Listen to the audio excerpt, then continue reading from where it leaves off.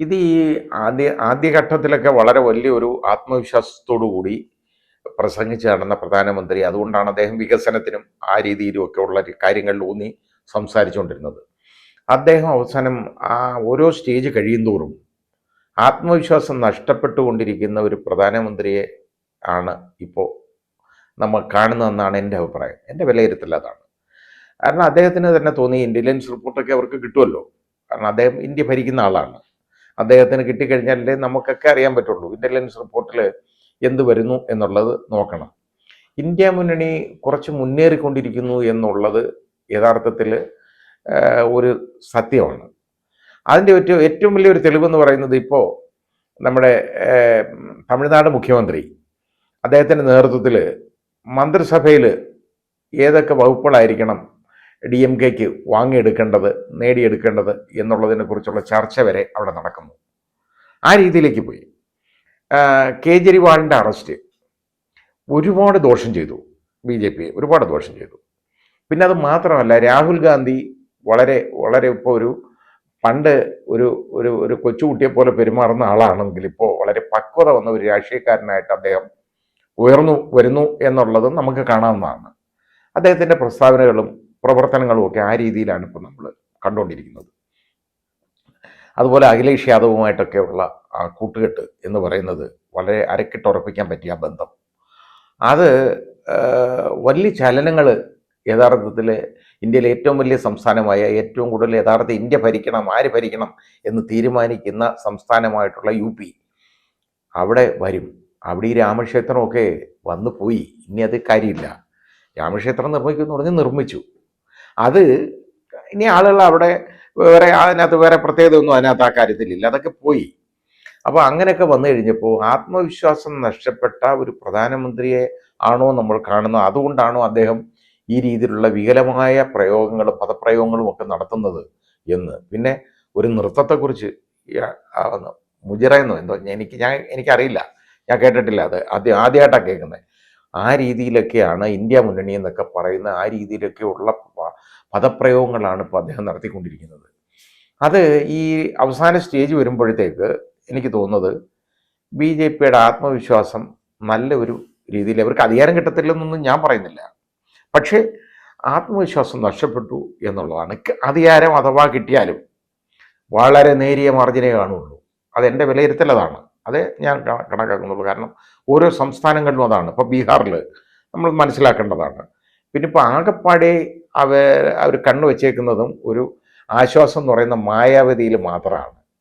മായാവതി ഇതിൻ്റെ ഒരു ബി ടീമായിട്ട് മാറിയിട്ട് ഈ മുസ്ലിം വോട്ടുകളെ വിഭജിക്കാനായിട്ട് മുസ്ലിം സ്ഥാനാർത്ഥികളെ, വേറെ ആർക്കും വേണ്ട മുസ്ലിം സ്ഥാനാർത്ഥികളെ, പക്ഷെ മായാവതിക്ക് വളരെ അത്യാവശ്യമാണ്, അവിടെ നിർത്തിയിട്ടുണ്ട്. അതിൻ്റെ കാരണം അത് ആ മുസ്ലിം വോട്ടുകൾ വിഭജിച്ച് പോയി, അത് മൂലം BJPക്ക് എന്തെങ്കിലും പ്രയോജനം ഉണ്ടാക്കിയെടുക്കുക എന്നുള്ള ഒരു നിലപാടിലേക്ക് മാറിയിരിക്കുന്നു. അപ്പം അവരിൽ മാത്രമേ ഉള്ളൂ ഒരു ആശ്വാസം കാണുന്നത്, ബാക്കിയൊക്കെ നഷ്ടപ്പെട്ടിട്ടുണ്ട്. അപ്പോൾ നമ്മൾ ഓരോ സംസ്ഥാനം നമ്മളൊന്ന് ആലോചിച്ചാൽ മതി. അപ്പോൾ നമ്മൾ വിചാരിക്കുന്നത് പോലുള്ള ഒരു ഭൂരിപക്ഷമൊന്നും ഒരിക്കലും ഇവർ കണക്കാക്കുന്നതോ കൊട്ടിഘോഷിക്കുന്ന ഭൂരിപക്ഷമൊന്നും BJPക്ക് വരാൻ പോകുന്നില്ല, ഉറപ്പാണ്. അഥവാ കിട്ടിയാൽ പോലും കിട്ടും എന്ന് പോലും ഉറപ്പിച്ച് പറയാൻ പറ്റാത്ത ഒരു സ്ഥിതിവിശേഷം വന്നു. ഒന്നുമല്ലാതിരുന്ന ഇന്ത്യ മുന്നണി ആദ്യം പ്രതിപക്ഷം ഇപ്പോൾ ബഹുദൂരം മുന്നിലാണ് എന്നുള്ള ഒരു കാഴ്ചപ്പാട് ജനങ്ങളിൽ വരുന്നുണ്ട്. അപ്പോൾ അത് ഇല്ലാതാക്കാൻ വേണ്ടി ആയിരിക്കാം ഇതേപോലെ ഈ മതത്തെ ഉപയോഗിച്ചുകൊണ്ടുള്ള ഒരു കാഴ്ചപ്പാട്. അതുപോലെ തന്നെ ഇത് ഏറ്റുപിടിക്കാൻ പോലും ആരുമില്ലെന്നുള്ളതാണ്. നമ്മുടെ ബഹുമാന്യനായ പ്രധാനമന്ത്രി ഇതേ പദപ്രയോഗങ്ങളൊക്കെ നടത്തുമ്പോൾ അതേ പദപ്രയോഗം മറ്റാരും നടത്തുന്നില്ല എന്നുള്ളൊരു പ്രശ്നമുണ്ട്, പ്രത്യേകതയുണ്ട് BJPയിലും. അതുകൊണ്ട് BJPക്കാർക്കും ആ കാര്യത്തിൽ യഥാർത്ഥത്തിൽ ആ രാഷ്ട്രീയ പ്രസ്ഥാനത്തിലുള്ളവർക്കും ഈ രീതിയിലുള്ള പദപ്രയോഗങ്ങളോട് വലിയ അഭിനിവേശം കാണുന്നില്ല എന്നുള്ളത് നമ്മൾ ശ്രദ്ധിക്കേണ്ടതാണ്. പക്ഷെ അവിടെ അമിത്ഷാ മാത്രമുണ്ട് കുറച്ച് കാര്യങ്ങൾ ഒന്ന് പറയുന്നത്. അപ്പോൾ അദ്ദേഹം പറഞ്ഞേക്കുന്നതെന്ന് പറഞ്ഞു കഴിഞ്ഞാൽ ഇവിടെ ഈ കാരണം മതത്തിൻ്റെ അടിസ്ഥാനത്തിലുള്ള സംവരണം പാടില്ല, അതുകൊണ്ടാണ് മുസ്ലിങ്ങൾക്ക് സംവരണം കൊടുക്കരുതെന്ന് പറയുന്നതെന്നാണ്. മതത്തിൻ്റെ അടിസ്ഥാനത്തിലല്ലാതെ പിന്നെ എങ്ങനെയാണ് സംവരണം കൊടുക്കുന്നത്? ഇതിപ്പോൾ ആരെന്ത് പറയാൻ പോയി കഴിഞ്ഞാലും അത് എല്ലാം അവസാനം മതത്തിൽ തന്നെ വന്ന് നിൽക്കുന്ന ഒരു കാഴ്ചപ്പാടാണുള്ളത്. ഈ ഹിന്ദുക്കൾ എന്ന് പറയുന്നത് എന്താ? അത് മതമല്ലേ? അപ്പോൾ ഹിന്ദു വോട്ടുകളെ അങ്ങോട്ട് മാറ്റിയെടുക്കുക എന്നുള്ള രീതിയിലാകുമ്പോൾ അതും മതമല്ലേ? ഹിന്ദുക്കളുടെ ഇടയിൽപ്പെടുന്ന ആ ഷെഡ്യൂൾഡ് കാസ്റ്റ്, ഷെഡ്യൂൾഡ് ട്രൈബ്, പല മതവിഭാഗങ്ങൾ, അത് ജാതി വിഭാഗങ്ങളുണ്ടല്ലോ. ആ ജാതി വിഭാഗങ്ങൾക്കൊക്കെ അല്ലേ, ജാതിയുടെ അടിസ്ഥാനത്തിലല്ലേ അവർക്ക് സംവരണം കൊടുക്കുന്നത്? ആ ജാതിയാണെന്ന് കാണുമ്പോഴാണല്ലോ അവർ പട്ടികജാതിയായിട്ട് മാറുന്നത്. അപ്പോൾ അവർക്ക് അതുകൊണ്ട് ഈ ജാതിയുടെ അടിസ്ഥാനത്തിലുള്ള സംവരണം പാടില്ല എന്ന് പറയുന്നതിൽ എന്താ അർത്ഥമുള്ളത്? ഒരർത്ഥമുള്ള കാര്യമല്ല. അത് ഡോക്ടർ അംബേദ്കറുടെ കാഴ്ചപ്പാടെന്ന് പറയുന്നത് ജാതിയുടെ അടിസ്ഥാനത്തിൽ തന്നെ ഉള്ള സെൻസസ് വേണമെന്നും അത് മനസ്സിലാക്കിയെടുക്കണമെന്നും റെപ്രസെൻറ്റേറ്റീവ് ഡെമോക്രസി അത് വേണം. അതായത് ആ റെപ്രസെൻറ്റേഷൻ എല്ലാവർക്കും ജാതിയുടെ അടിസ്ഥാനത്തിൽ നോക്കുമ്പോൾ ആ എണ്ണം അനുസരിച്ചുള്ള റെപ്രസെൻറ്റേഷൻ വേണം എന്നുള്ള ഒരു കാഴ്ചപ്പാട് അദ്ദേഹത്തിനുണ്ടായിരുന്നു. അത് അദ്ദേഹം പ്രകടമാക്കിയിട്ടുള്ളതുമാണ്. അപ്പോൾ ആ രീതിയിലാണല്ലോ ഇവിടെ ആദ്യം നമുക്ക് ഇത് വരുമ്പോൾ 1951 ഈ സംവരണത്തിൻ്റെ പ്രശ്നം വരുന്നത്. അതായത് നമ്മുടെ ഭരണഘടനയിൽ ആർട്ടിക്കിൾ 15(4)ഉം 16(4)ഉം ഒക്കെ വരുന്നത് അന്നാണ്.